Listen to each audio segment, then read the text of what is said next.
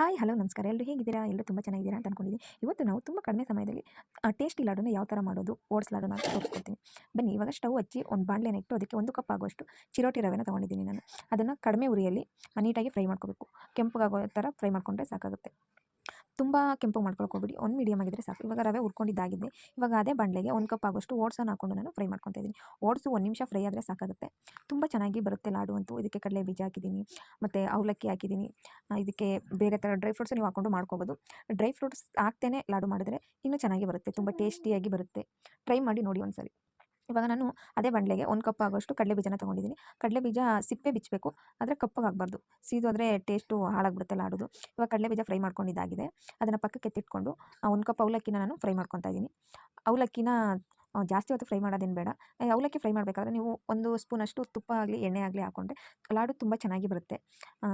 Try ಮಾಡಿ ನೋಡಿ ಒಂದ್ಸರಿ. ಇಲ್ಲಾಂದರೆ ನೀವು ಎಣ್ಣೆ ತುಪ್ಪ ಯಾವುದು ಬೇಡ, ನಾವು ಹಂಗೆ ಫ್ರೈ ಮಾಡ್ಕೊತೀವಿ ಅಂದ್ರೂ ಮಾಡ್ಕೊಬೋದು. ಇವಾಗ ಅದಾಗಿದೆ. ಸ್ವಲ್ಪ ಗಸಗಸೆನ ಹಾಕ್ಕೊಂಡು ಒಂದು 5 ಸ್ಪೂನಷ್ಟು ಗಸಗಸೆ ಹಾಕ್ಕೊಂಡು ನಾನು ಫ್ರೈ ಮಾಡ್ಕೊಂಡಿದ್ದೀನಿ.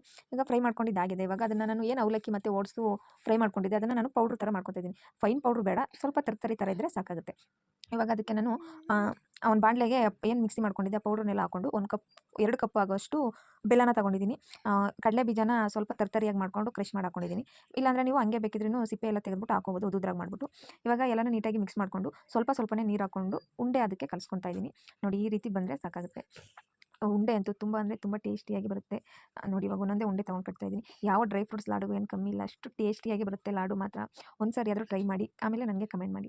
ಯಾರೆಲ್ಲ ಹೊಸದಾಗಿ ನನ್ನ ಚಾನಲ್ ನೋಡ್ತಾ ಇದ್ದೀರಾ ಪ್ಲೀಸ್ ಲೈಕ್ ಮಾಡಿ, ಶೇರ್ ಮಾಡಿ, ಕಮೆಂಟ್ ಮಾಡಿ, ಸಬ್ಸ್ಕ್ರೈಬ್ ಮಾಡಿ. ಸಬ್ಸ್ಕ್ರೈಬ್ ಮಾಡ್ಕೊಂಡು ನೋಡೋದ್ರಿಂದ ನಾನು ಏನೇ ಹೊಸ ಅಡುಗೆಗಳನ್ನು ಹಾಕಿದ್ರು ನಿಮಗೆ ಬೇಗನೆ ರೀಚ್ ಆಗುತ್ತೆ. ಅದಕ್ಕೋಸ್ಕರ ನೋಡಿ ಇವಾಗ ಒಂದೊಂದೇ ಲಾಡುನ ಕಟ್ಕೊತಾ ಇದ್ದೀನಿ. ಒಟ್ಟು ನನಗೆ ಇದರಲ್ಲಿ 15 ಲಾಡುಗಳು ಆಗುತ್ತೆ. ತುಂಬ ಅಂದರೆ ತುಂಬ ಟೇಸ್ಟಿಯಾಗಿ ಬರುತ್ತೆ.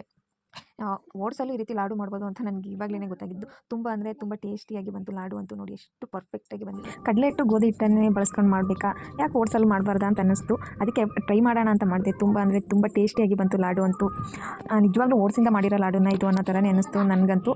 ನೋಡಿದ್ರೆ ಇದು ಓಟ್ಸ್ ಲಾಡು ಥರ ಇಲ್ಲ, ಯಾವುದೋ ಡ್ರೈ ಫ್ರೂಟ್ಸ್ ಲಾಡು ಥರ ಇದೆ. ನಿಜವಾಗ್ಲೂ ತುಂಬ ಅಂದರೆ ತುಂಬ ಟೇಸ್ಟಿಯಾಗಿ ಬಂತು ಲಾಡು. ಒಂದು ಸರಿ ಆದರೂ ಇದನ್ನು ಟ್ರೈ ಮಾಡಿ, ಆಮೇಲೆ ಕಮೆಂಟ್ ಮಾಡಿ. Thanks for the watching. Bye.